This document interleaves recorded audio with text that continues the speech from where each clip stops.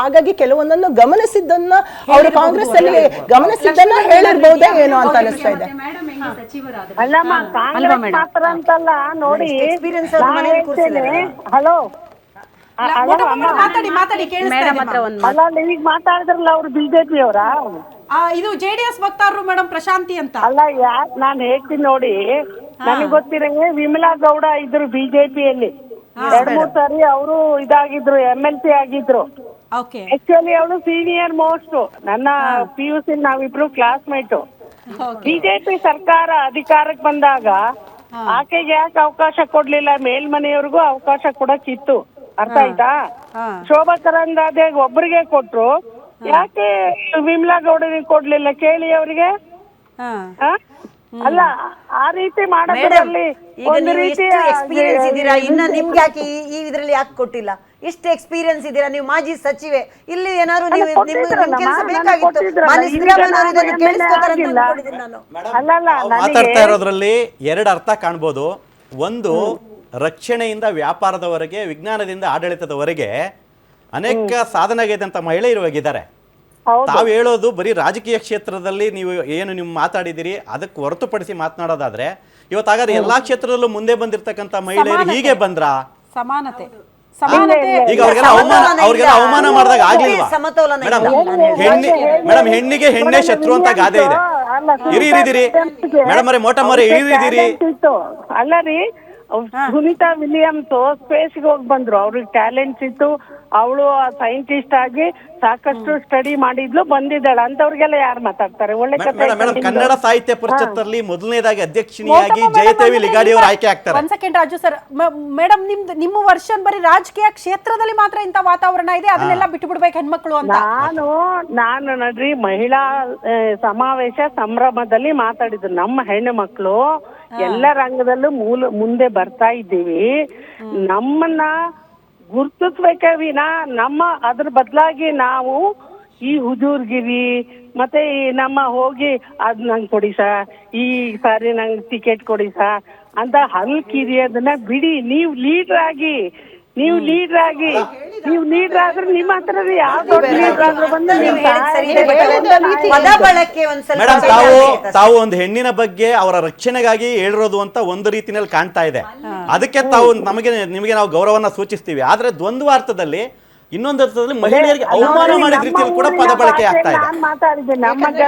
ಏನಾಗುತ್ತೆ ಗೊತ್ತಾ, ಈಗ ಟ್ಯಾಲೆಂಟ್ ಇರೋರ್ಗೂ ಸೀಟ್ ಅಕಸ್ಮಾತ್ ಸಿಕ್ಕಿದಾಗ ಇವ್ರು ಹಲ್ಗಿಂಜೆ, ಇವ್ರು ಒಂದು ಹೆಣ್ಮಗಳು ಚೆನ್ನಾಗಿರೋ ಹೆಣ್ಮಗಳು ಒಂದು ಪೋಸ್ಟ್ ತಗೊಂತು ಅಂದ್ರೆ ನಾವು ಅದ್ರ ಹಿಂದಿನ ಅರ್ಥ ಇದನ್ನ ನಾವು ಮೇಡಮ್ ಒಂದು ಕ್ಲಾರಿಟಿ ಸಿಕ್ತು, ನೀವು ಆ ಅರ್ಥದಲ್ಲಿ ಹೇಳಿಲ್ಲ ಅಂತ. ಬಟ್ ಈಗೇನಾದ್ರೂ ಪದ ಬಳಕೆ ಸ್ವಲ್ಪ ಚೇಂಜಸ್ ಇರಬೇಕಿತ್ತು ಅಂತ ತಮಗೇನಾದ್ರೂ ಅನಿಸ್ತಾ ಇದೆಯಾ? ಹೌದು, ನಾನು ಈ ಪದ ಬಳಕೆ ಮಾಡಬಾರ್ದಾಗಿತ್ತು, ಅದೊಂದು ಸ್ವಲ್ಪ ಮಿಸ್ಟೇಕ್ ಆಯ್ತು ನನ್ನಿಂದ ಅನ್ನೋದ್ರ ಬಗ್ಗೆ ಏನಾದ್ರೂ ಇದೆಯಾ ಮೇಡಮ್?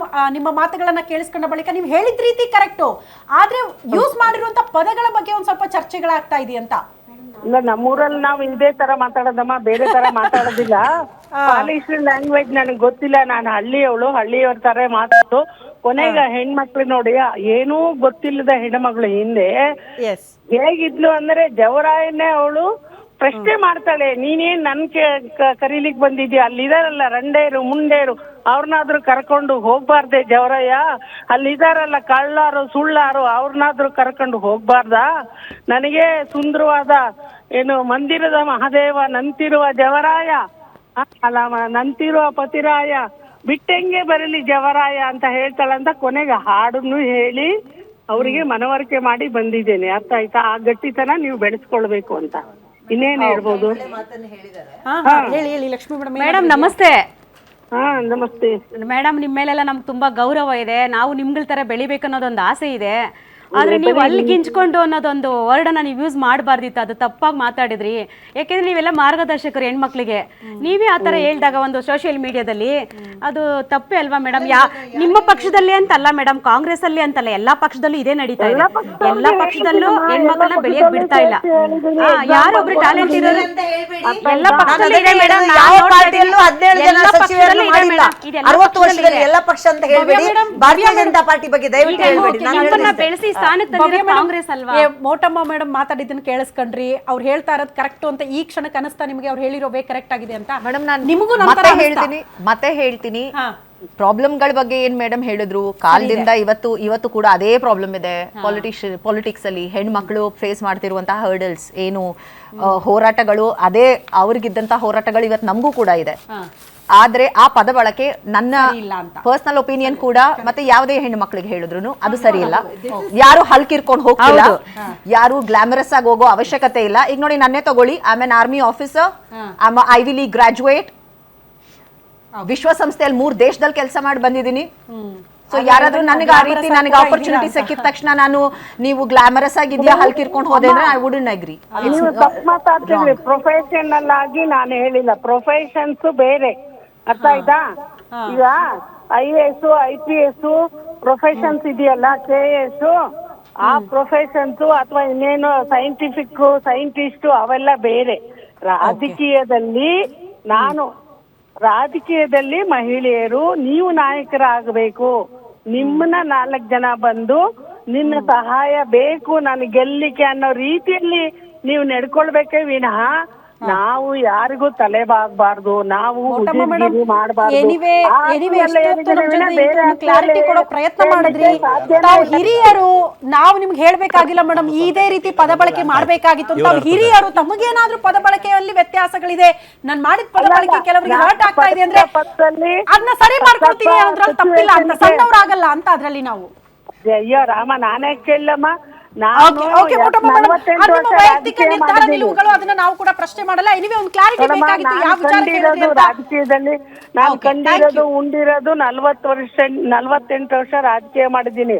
8 ಎಲೆಕ್ಷನ್ ಫೇಸ್ ಮಾಡಿದ್ದೀನಿ. 33 ಹೋಟೆಲ್ ಸೋತಿದ್ದೀನಿ, 450 ಹೋಟೆಲ್ ಸೋತಿದ್ದೀನಿ, 700 ಹೋಟೆಲ್ ಸೋತಿದ್ದೀನಿ. ಗೆದ್ದಿರೋದಲ್ಲ 20,000 ಮೇಲ್ ಗೆದ್ದಿದ್ದೀನಿ, ಅರ್ಥ ಆಯ್ತಾ? ನಾನು ನನ್ನ ಕ್ಯಾಬಿನೆಟ್ ಮಿನಿಸ್ಟರ್ ಆಗಿದ್ದಾಗೂ ಕೃಷ್ಣಾರ್ ಕಾಲದಲ್ಲಿ ನಾನು ಹೋಗಿ ಅವ್ರನ್ನ ಸತ್ಯವಾಗ್ಲೂ ನನಗೆ ಅವಕಾಶ ಕೊಡಿ ಅಂತ ಕೇಳಲಿಲ್ಲ, ಅರ್ಥ ಆಯ್ತಾ? ಅವರು ಪಾರ್ಟಿಸಿಪೇಷನ್ ಇಂದ ಅಸೆಂಬ್ಲಿ ನನ್ನ ಧೈರ್ಯವಂತಿಕೆ ನೋಡಿ ಅವರು ನನಗೆ ಕ್ಯಾಬಿನೆಟ್ ಕೊಟ್ರು. ಅದೇ ನಮ್ಮ ಜನಾಂಗದ ಕೇಳಿ ಸ್ವಲ್ಪ, ನನ್ನ ಜನಾಂಗದ ನಮ್ಮ ಇವತ್ತಿನ ಗೃಹ ಸಚಿವ ಪರಮೇಶ್ ಅವರಿಗೆ ಸ್ಟೇಟ್ ಕೊಟ್ಟಿದ್ರು. ನಾನ್ ಹೇಳ್ದೆ ನೋಡಿ, ಅವರು ಫಾರಿನ್ ಅಲ್ಲಿ ಕಲ್ತು ಬಂದಿದ್ದಾರೆ, ನನಗಿಂತ ನಾಲೆಡ್ಜಬಲ್ ಇದ್ದಾರೆ, ನಾನು ಕನ್ನಡ MA ಸರ್, ಅವ್ರಿಗೆ ನೀವು ಕ್ಯಾಬಿನೆಟ್ ಕೊಡ್ಬೇಕಿತ್ತು, ಕೊಡಿ ಅಂತ ಹೇಳಿದವಳು ನಾನು. ಓಪನ್ ಇದರಲ್ಲಿ ನನಗೆ CWC ಮೆಂಬರ್ ಮಾಡಿದಾಗ, ಕಾಂಗ್ರೆಸ್ ವರ್ಕಿಂಗ್ ಕಮಿಟಿ ಮೆಂಬರ್ ಮಾಡಿದಾಗ ನನಗೆ ಆನರ್ ಮಾಡಿದ ಸಂದರ್ಭದಲ್ಲಿ ಹೇಳಿದವಳು, ಅರ್ಥ ಆಯ್ತಾ? ನನಗೂ ಅನುಭವ ಇದೆ, ಹೇಗ್ ಮಾತಾಡ್ಬೇಕು, ಎಲ್ಲಿ ಮಾತಾಡ್ಬೇಕು, ಯಾವ ಸರಿ ಯಾವ ತಪ್ಪು ನಾನು ತಿಳುವಳಿಕೆ ಹೇಳಿದ್ದೀನಿ ವಿನ ಬೇರೆ ರೀತಿಯಲ್ಲಿ ನಮ್ಮ ಹೆಣ್ಮಕ್ಳಿಗೆ ಅವಮಾನ ಆಗೋ ರೀತಿಯಲ್ಲ. Okay ma'am, okay Motamma madam, ಧನ್ಯವಾದಗಳು ಗ್ಯಾರಂಟಿ ನ್ಯೂಸ್ ಜೊತೆ ಮಾತನಾಡಿದ್ದಕ್ಕಾಗಿ. Thank you. ತಾಂತ್ರಿಕ ಸಮತೋಲನ, ಜನಸಂಖ್ಯೆಯ ಅರ್ಧ ಭಾಗ ಮಹಿಳೆಯರು ಇರುವಾಗ ಖಂಡಿತವಾಗ್ಲೂ ಅಧಿಕಾರ ಅಂತ ಹೇಳುವಾಗ ಅರ್ಧ ಭಾಗ ಇಲ್ಲ. Thank you. ನಿಮ್ಮ ಹೆಣ್ಮಕ್ಳ ರಿಯಾಕ್ಷನ್ ಬಹಳ ಇಂಪಾರ್ಟೆಂಟ್ ಆಗಿತ್ತು. ಇಷ್ಟೊತ್ತು ನಮ್ಮ ಜೊತೆಗೆ ಇದ್ದು ತಮ್ಮ ಅಭಿಪ್ರಾಯಗಳನ್ನು ತಿಳಿಸಿದ್ದಕ್ಕೆ Raju sir thank you so much. ನಿಮಗೂ ಕೂಡ ನೋಡಿದ್ರಲ್ಲ, ಮೋಟಮ್ಮ ಮೇಡಮ್ ಹೇಳಿದ್ದು ಕರೆಕ್ಟ್ ಆಗಿದೆ, ನಾನು ಕರೆಕ್ಟ್ ಆಗಿ ಹೇಳಿದ್ದೀನಿ, ವಾತಾವರಣ ಹಂಗೆ ಇದೆ, ಆದ್ರೆ ಪದ ಬಳಕೆನೂ ಕರೆಕ್ಟ್ ಆಗಿದೆ, ನೀವು ಅಪಾರ್ಥ ಮಾಡ್ಕೊಳ್ಬೇಡಿ ಅಂತಿದ್ದಾರೆ. ಗೊತ್ತಿಲ್ಲ, ಅವರವರ ಭಾವಕ್ಕೆ ಅವರವರ ಅಭಿಪ್ರಾಯಕ್ಕೆ ಬಿಟ್ಟಿದ್ದು. ಮೋಟಮ್ಮ ಅವ್ರು ಹೇಳಿದ್ದು ಸರಿನಾ ತಪ್ಪಾ, ಮೋಸ್ಟ್ಲಿ ಅದ್ರ ಬಗ್ಗೆ ಚರ್ಚೆಗಳು ಆಗಬೇಕು ಅಂತ ಅನ್ಸುತ್ತೆ. ಇವತ್ತು ಚರ್ಚೆ ಮಾಡಿದಾಗ ಅವ್ರ ಮಾತುಗಳು ಸರಿಯಾಗಿಲ್ಲ ಅನ್ನುವಂತ ಅಭಿಪ್ರಾಯನೇ ಸಿಕ್ಕಿದ್ದು.